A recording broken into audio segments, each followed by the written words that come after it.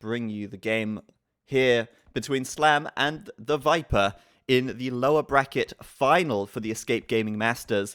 This game has everything riding on it for, well, both players, I guess, because if Viper wins, he will go through to the grand final to face up versus Doubt, and if Slam wins, it means he's got another shot at taking that grand final place from TheViper. It's all down to the wire. It is all on the line here. And once again, I'm joined by T90 and Nubford. T90, take it away. I will take it away. Slam just finding his sheep now, Zach. We're talking about all these different things and how important this is for Slam and for Viper. Slam, obviously, if he loses, he's eliminated. Just now finding his sheep. He got one back, which is nice, but he had to scout with villagers, which is what you need to do in those situations. Not a great start for him, but let's look at his map. He does have the berries above his TC and a wood line there as well. And these wood lines are pretty close to his TC, so that's going to be pretty good. A wood line to the right then, and a gold. Now, on Gold Rush, often what you'll see is players will wall the front of their base, possibly drush or go archers or something, maybe get to the castle age, and then they're going to slowly migrate towards the middle. So the middle is not the focus early on. If they have the gold, they have the wood, they have the space, they're okay. And I think both players will. Now that I look at Viper's map, he does have a gold right next to his town center on the left where he's putting that lumber camp now. I feel like he has safe deer in the back. It's not as bad as it was. For some reason, I'm getting memories of the game that Nilly and I casted with. Viper always seems to have his deer in a safe spot way back there. He could always mill them, but actually it's not the best because he probably would prefer to lure them. Yeah. His wood line seems safe though, and Viper could wall the front of his base. These bases are pretty good for both players. And I have to say, I think I prefer Viper's map, to be honest. I mean, the deer are in the back, but it's a really long lure. He might try it, but it's really far. And also his boar in the center of the map here is very far as well. Right next to the center gold. And look at that. My God, that wolf. Holy crap. Homing wolves. Why are the wolves attacking? Get wrecked, Viper. But seriously, why were the wolves aggroed there? He was nowhere near. Do the wolves have like bigger vision on a hill? We should know the answer to this. What difficulty level are they supposed to play on? Because it's on moderate right now. That's ridiculous. The range of those wolves. But Viper did get a loom in time, so this isn't too bad. He'll kill the wolves, or, well, he should kill the wolves. This guy's still going to town, and he's safely going to get the boar in. That could have been a catastrophe, could have been a disaster. Viper, though, does manage to react well, and even land. Look at that. He even gets the boar so perfectly under the town center. I know. I mean, he just... It's disgusting. It really is. I mean, there's no... Like, if that was me, I would have lost 6 villagers right there. I mean, it's just unbelievable. But, okay, Viper, I think I prefer his map, to be honest. The safe gold in the back could be a really defining factor of this one. And Slam's gold is on the other side of his tree line, on the right side. So, I don't like that for him. At the same time, you know, maybe it's a little bit easier for Slam to defend, but then again, his stone is way out on the front, and if Viper gets aggressive with towers or something, you know, he could lose access to that stone. But I just want to say one thing. How often does the Viper go forward and start dropping towers and all that? Not often. Like, he never does it. He never... No, see, the reason... Go ahead, Zach, but I have a theory.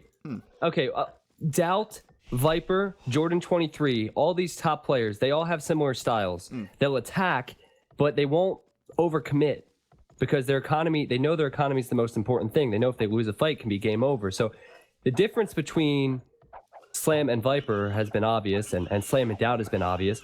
Doubt and Viper, similar styles to where they will boom up their eco and they will have a calculated amount of attack. They won't go all in, like ever. You'll rarely see it with those players. So I don't think Viper likes that situation where he runs forward and he has no eco back at home. So it's very different. But Zach, didn't Viper get attacked by a wolf last time we casted Gold Rush with him? He did. It was versus versed out. Yeah. Yeah, I think it was the So Borleora as well. The wolves came and killed yeah. the Vil. That was pretty funny.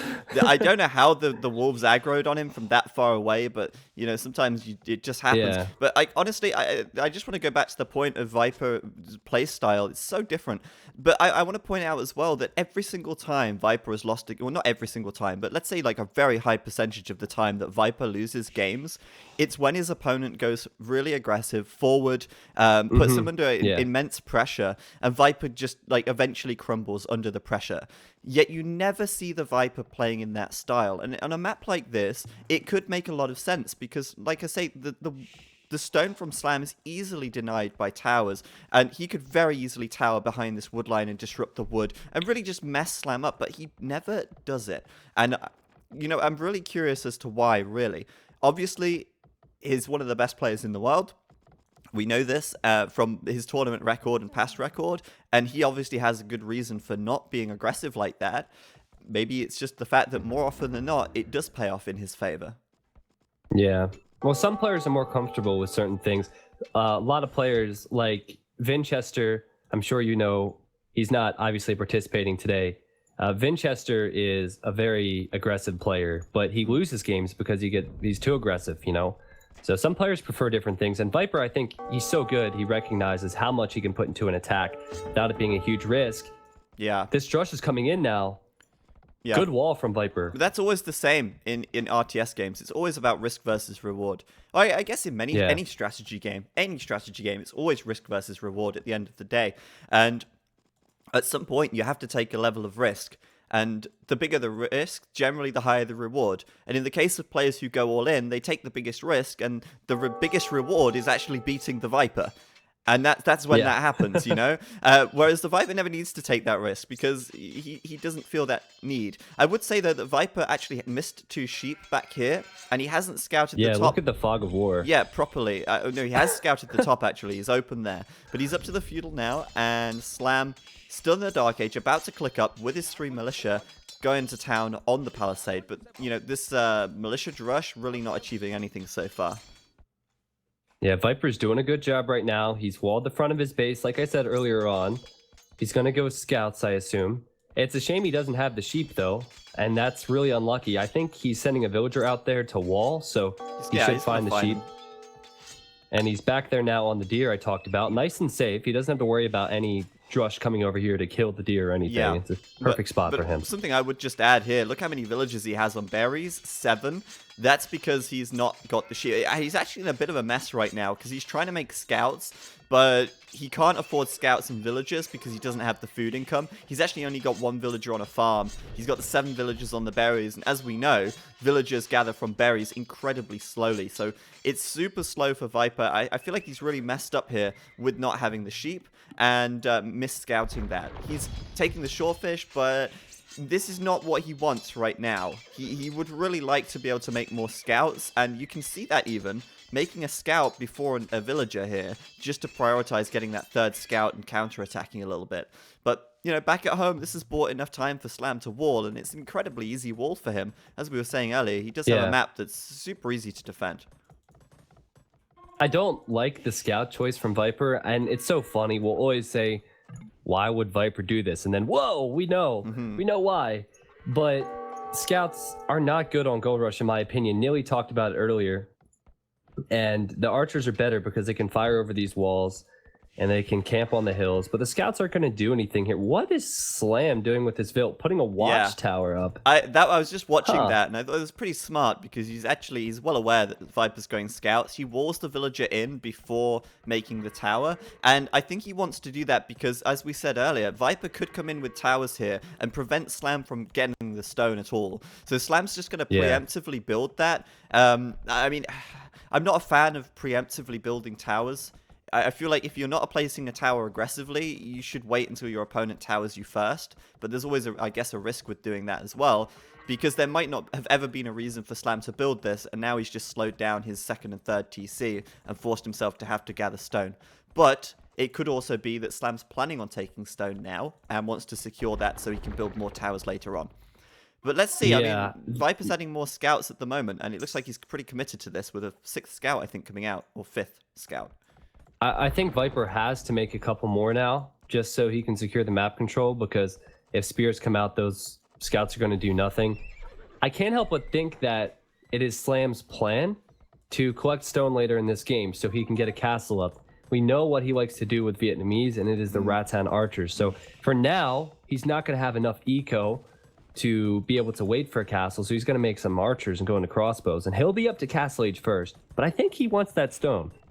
Yeah, and interestingly, I was just watching Viper here mining some stone as well. His villagers here just running back and building a mining camp on his own stone mine. So Viper sees that Slam's putting a tower on the stone. He knew that, and his response is to start mining stone himself. And I think that's a very sensible thing to do, because if a tower rush comes in, he needs the stone to defend it.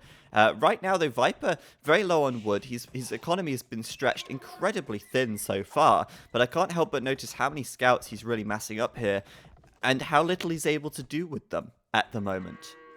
Yeah, it's peculiar, isn't it? Oh, is he going to go forward? Oh, speak of the devil. I mean, come on.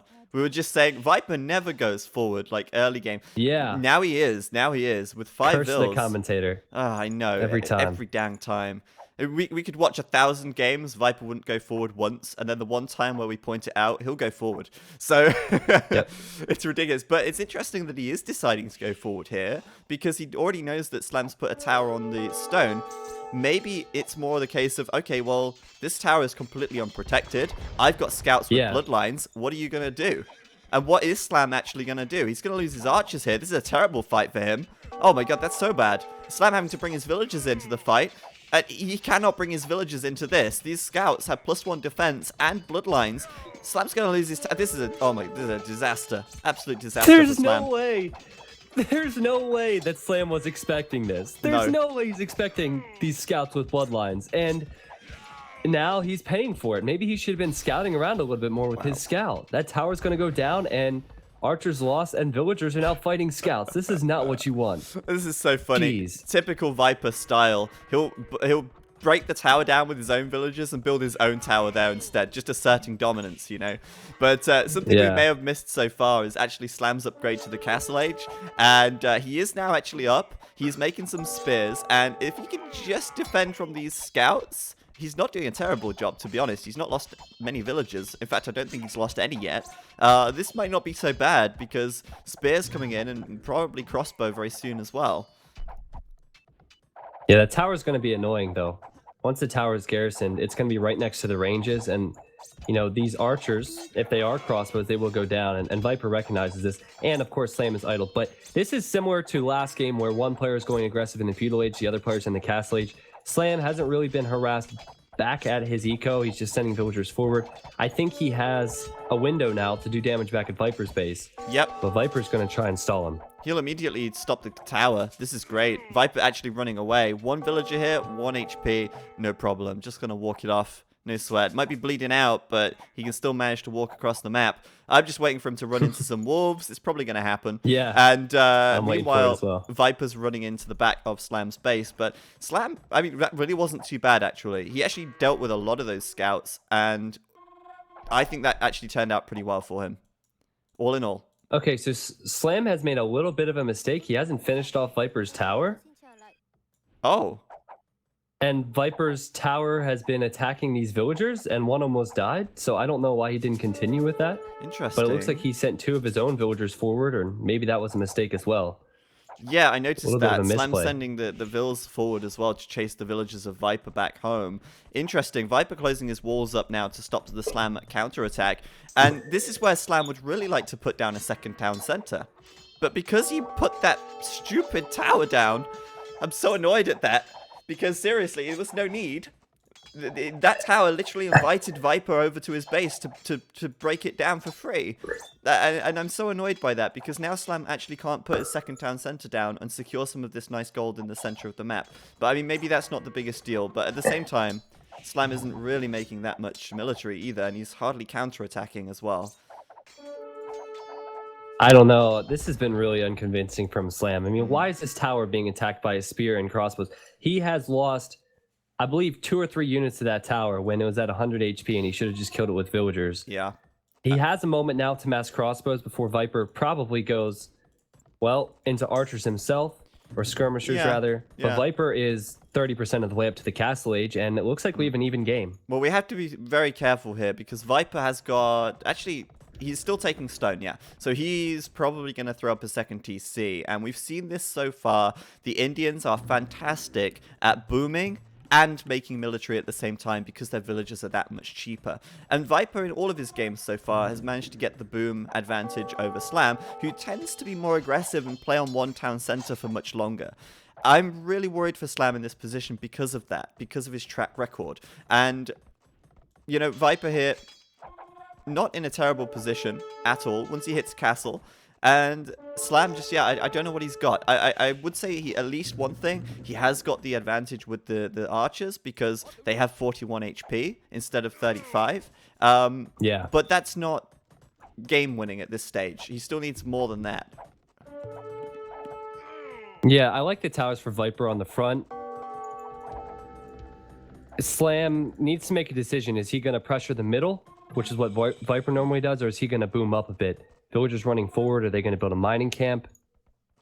Yes, they are. So he's going to go back to that stone. Viper, I think, is in the lead right now. Because if he goes elite skirmisher, he can kill everything in the middle. And Viper tends to go towards the middle, mid-castle age. He doesn't wait till imp. I think that's a mistake. So Viper will probably push towards the middle, and we'll see what Slam does in response. Because obviously the Vietnamese archers, they're good, but they're going to be countered by these skirmishers. Yeah, two things. This is cute over on the left side. Just, you know, a little mill, just 2 farms, villager fishing the shellfish. Screenshot competition. I love it. It's beautiful. Somebody take a screenshot. Absolutely beautiful. A little house for them to all get into at the end of the day. It's so nice. Yep. And other than that, he's showing his hand as well. Actually not going to be throwing the second TC or third TC. He's probably saving for a castle, or maybe he'll delay the town centers, but a university, which tells us that he's looking for that ballistics upgrade, and he really wants to just pressure now. And that's exactly what he's going to do. +1 defense on the skirms, bodkin arrow done, ballistics coming in. This is quite a scary army for Slam to deal with, even with the additional HP on the crossbows.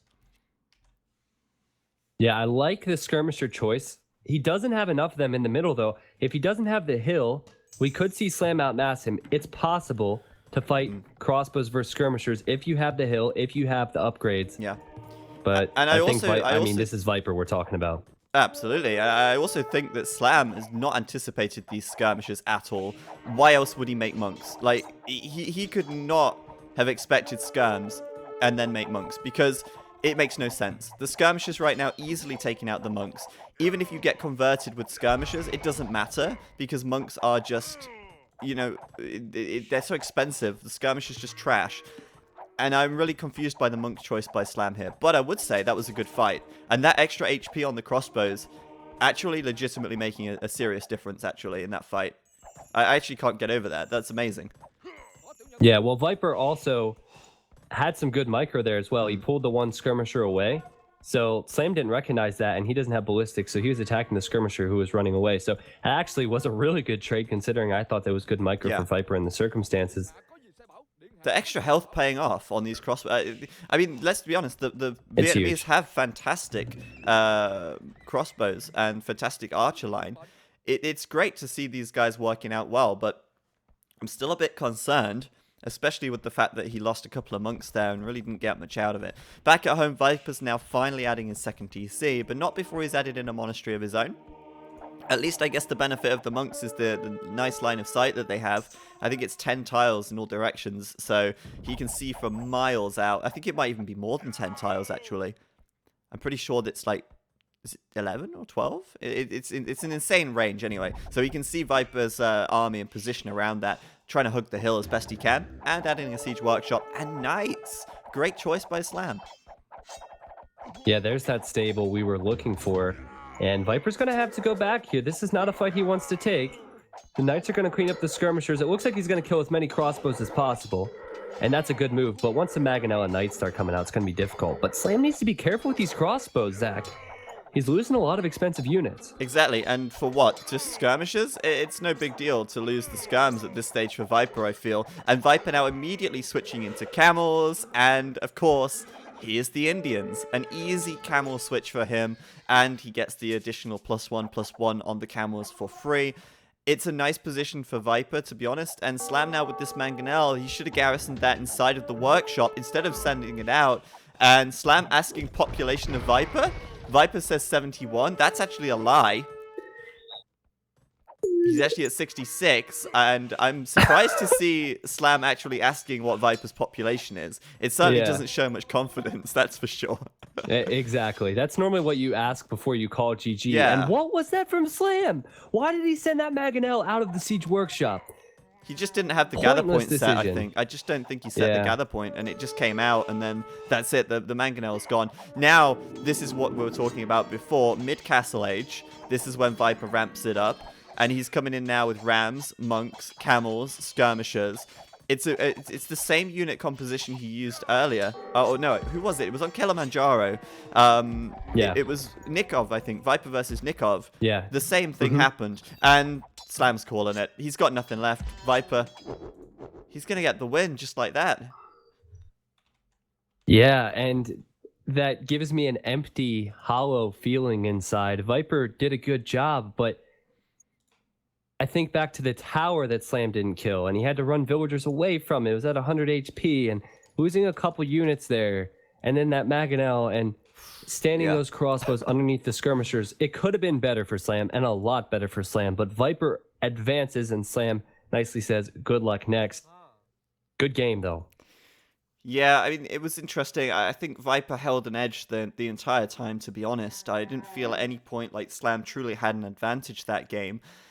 Yeah. I think even playing the Vietnamese into the Indians is difficult because, yeah, I mean, it's really tough because you've got so many counters that the Indians can throw at you. The skirmishers, for example, I really like the so Indians. easy. Yeah, exactly. And we said before they can boom as well. You notice how Viper added his second TC. This isn't like a full boom 3 TC.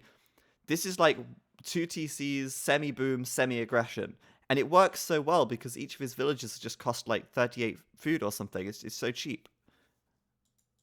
With the exactly. With the villager cost coupled with the elite skirmisher and camels, what do you do against that? It's a perfect combo. And Viper actually versus Nikov, we thought back.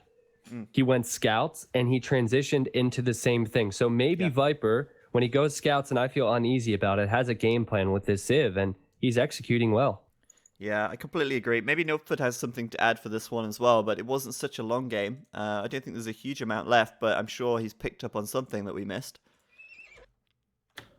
Yeah.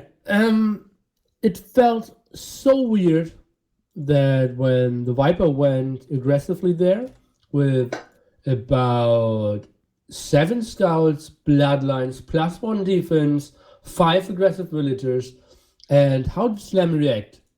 Pulling 8 villagers of his own, sending the 4 archers out, 1 spearman, trying to seek the fight there. The reasoning behind that was he did not want to get aggressively towered behind his wood line and against his gold spot. But at that point, the Viper didn't even know the gold spot. I think the better reaction would have been just have your second archery range behind your walls and build a market, buy 100 stone, build a defensive tower behind your wood, and buy time. And then with expos and some spearmen, you can just wreck what the Viper had. But going for a full fight there with villagers, he lost so much time, all the advantage.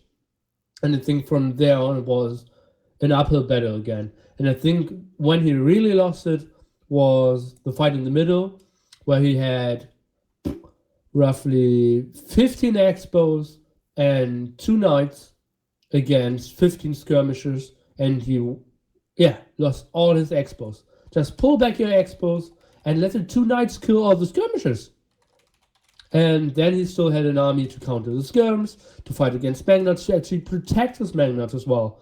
And yeah, but it felt like the first attack, and it was an interesting decision there with the aggressive tower coming up, or like the defensive tower.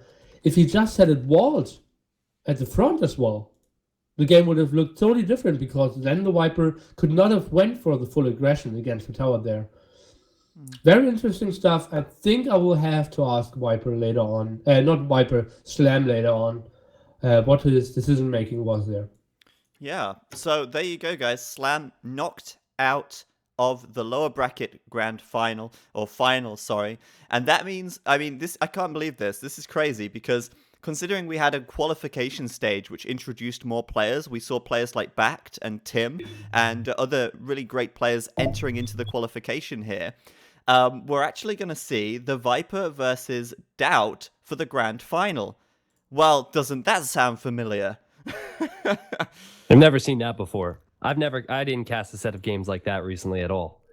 No. What could it be? Maybe Battle for Angkor? Yeah. Oh, yeah, that was right. Viper versus Doubt in Battle for Angkor. That was the grand final. So once again, we see the Viper versus Doubt in a grand final. And I can't believe it's the same result again. After 3 days of action, we end up with the same two players, but it really is a testament to their skill and expertise in this game. Now, Doubt has the advantage, in theory, because he's coming from the winner's bracket, and Viper will be coming from the loser's bracket. So, man, we're going to be getting that underway in just a minute. This is a best of 5 coming your way between the Viper and Doubt.